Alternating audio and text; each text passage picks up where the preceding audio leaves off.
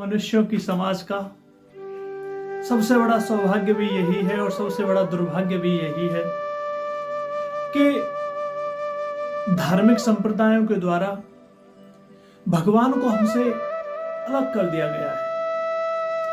धर्म की विकृत शिक्षा द्वारा भगवान को हमसे कहीं और बैठा दिया गया है। आप सब एक छोटी सी बात को अगर मनुष्य अपने जीवन में धारण करे और विचार करे कि क्या मैं भगवान नहीं हूं। सनातन धर्म का ग्रंथ रामायण कहता है ईश्वर अंश जीव अविनाशी।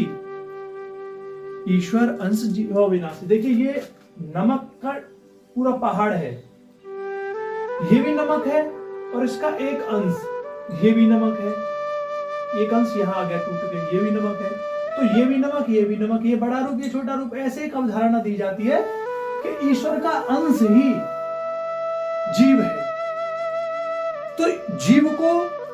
तो जीव ईश्वर से अलग होकर क्यों आया है?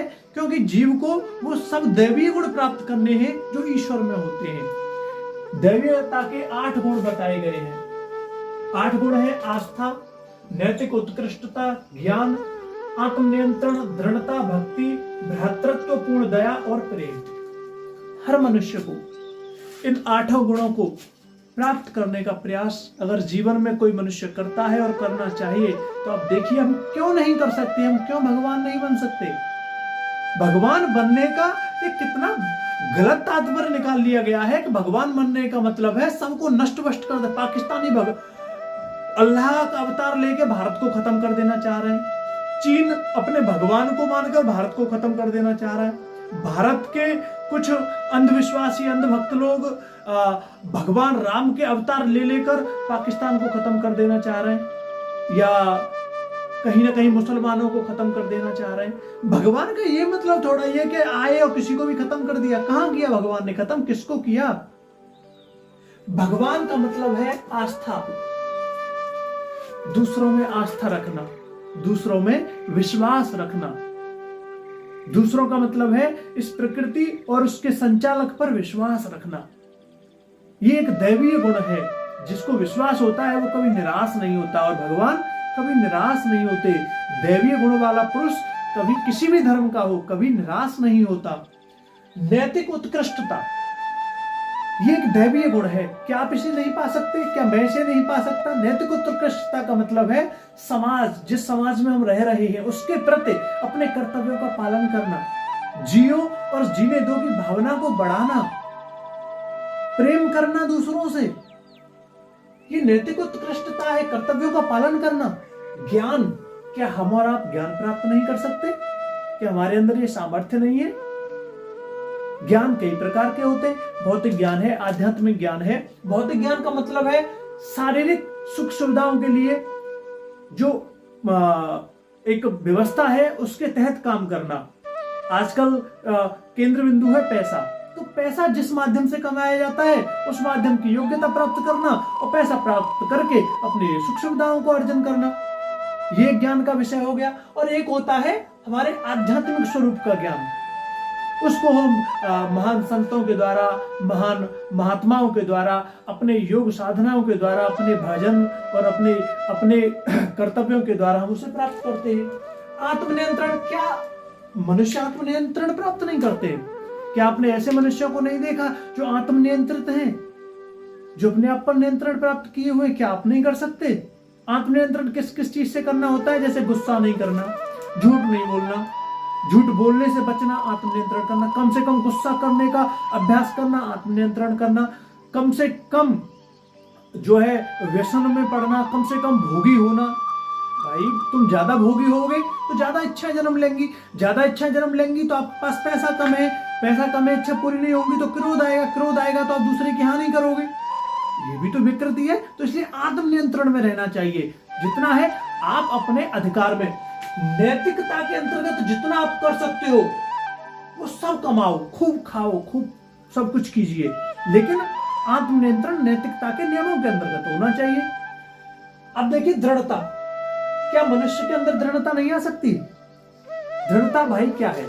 दृढ़ता का मतलब है अपने आदर्शों को पालन करना, अपने आदर्श जो बनाए हैं उनका जो है निष्ठा के साथ, दृढ़ मजबूती के साथ कि ये मेरे नैतिक कर्तव्य हैं, ये मेरा ज्ञान जो मैंने प्राप्त किया है उसके आदर्श हैं, जो मैंने महापुरुषों से सीखा है वो है, उसको मैं दृढ़ता से पालन करूंगा, मेहनत करूंगा, कड़ी मेहनत करूंगा, ईमानदारी के साथ मेहनत करूंगा। क्या ये दृढ़ता आपके अंदर नहीं आ सकती? क्यों नहीं आ सकती? ये दैवीय गुण है। आप देवता बनने में इतने से दूर हो गए, बन गए देवता। मुझे भी करना चाहिए। भक्ति की परिभाषा है भगवत विषयक रति ही भक्ति कही जाती है।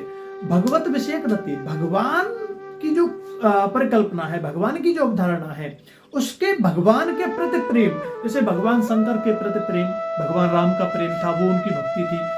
और मीराबाई का भगवान कृष्ण के प्रति प्रेम, कबीरदास जी का परम ब्रह्म के प्रति प्रेम, ये भक्ति है, इसको भक्ति कहा जाता है। क्या तुम और मैं भक्त होकर संसार में नहीं जी सकते?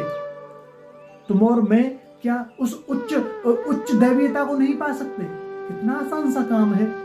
भ्रातृत्वपूर्ण दया, एक दैवीय पुरुष के अंदर जैसे कोई सामान्य तुम और हम अपने भाई के प्रति जो दया रखते हैं, जैसा है जो भी कर रहा है तो अपना भाई, मतलब उसके प्रत्येक कुकर्म के लिए जब उसे हम माफ कर देने की दया अपने अंदर रखते हैं, तो वो दया सबके लिए जब आ जाए, हर किसी को माफ कर देने की भाव, तुम मेरे साथ कुछ भी करो लेकिन मैं फिर भी तुम्हें अपना भाई समझकर माफ कर दूंगा, संसार के प्रत्येक व्यक्ति के लिए, इस प्रकार की धारणा क्या मन में नहीं आ सकती?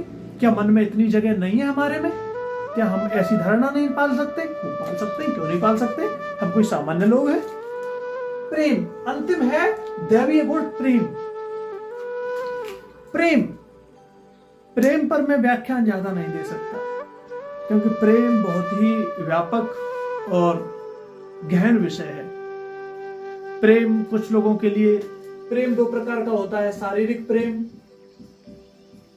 और एक होता है आध्यात्मिक या दैवीय प्रेम, या आत्मिक प्रेम, या कह लो आप एक तरीके से ईश्वरीय प्रेम। शारीरिक प्रेम तो भाई एक तरीके से शरीर को लेकर प्रेम होता है, आकर्षण को लेकर जो प्रेम होता है उसे कह लेते हैं मोह, जिसे कहते हैं, वो शारीरिक प्रेम ही है। मोह को ही शारीरिक प्रेम आप कह सकते हो। एक होता है वो प्रेम जिसमें सब अपने लगते हैं, जिसमें सबसे प्रेम होता है, दया का भाव सबके लिए होना ही प्रेम है कहीं ना कहीं। तो इस प्रकार की भावना किस मनुष्य में नहीं आ सकती? कितनी महंगी है भाई, कितनी महंगी है। एक कायदे का इंसान जीवन भर इस प्रोग्रेस में अगर अपना जीवन बिताता है तो उसे कुछ ही वर्ष लगेंगे। आप 2, 4, 5 साल में एक दैवीय पुरुष बन सकते हैं। हमारी सबसे बड़ी, हमें जो भ्रम में डाल दिया गया है, दैवीय पुरुष का मतलब है चमत्कार करना, हाथ से बिजली निकलना। यार दैवीय पुरुष का ये मतलब नहीं होता। दैवीय पुरुष का मतलब मान लेते हैं गाड़ियों को रोक देना, सूर्य को इधर से उधर कर देना, किसी को मृत्यु को जीवित कर देना, रोगियों को हाथ लगा के ठीक कर देना। ये दैवीय पुरुष के लक्षण कहाँ है? दैवीय पुरुष ऐसा होता है जिसके अंदर ये 8 गुण हो। तो सच्चे अर्थों में दैवीय पुरुष के गुणों को धारण करना चाहिए हम सबको। देखिए जीवन कितना सुखमय हो जाएगा। स्त्री देवी के गुणों को धारण, स्त्री और पुरुष दोनों के लिए यही गुण है, अलग अलग नहीं समझे जाए। मेरे अर्थों में कभी भी स्त्री पुरुष अलग नहीं है किसी भी परिभाषा में, इसलिए आप सब कॉमन सेंस लगा सकते हैं। स्त्री इन 8 गुणों को धारण करें, पुरुष इन 8 गुणों को धारण करें। पति के अंदर ये 8 गुण है, पत्नी के अंदर ये 8 गुण है। संसार में कभी कोर्ट की आवश्यकता नहीं पड़ेगी। समाज में आ रहे जा रहे हर व्यक्ति के अंदर ये 8 गुण है। क्या पुलिस की चौकीदारी की आवश्यकता पड़ेगी? कितना सहज और सरल और मधुर हमारा समाज हो जाएगा, कितना मधुर। एक क्षण के लिए तो जरूर यार स्वप्न देखिएगा, अगर वीडियो के अंत तक पहुंच पाए हो तो।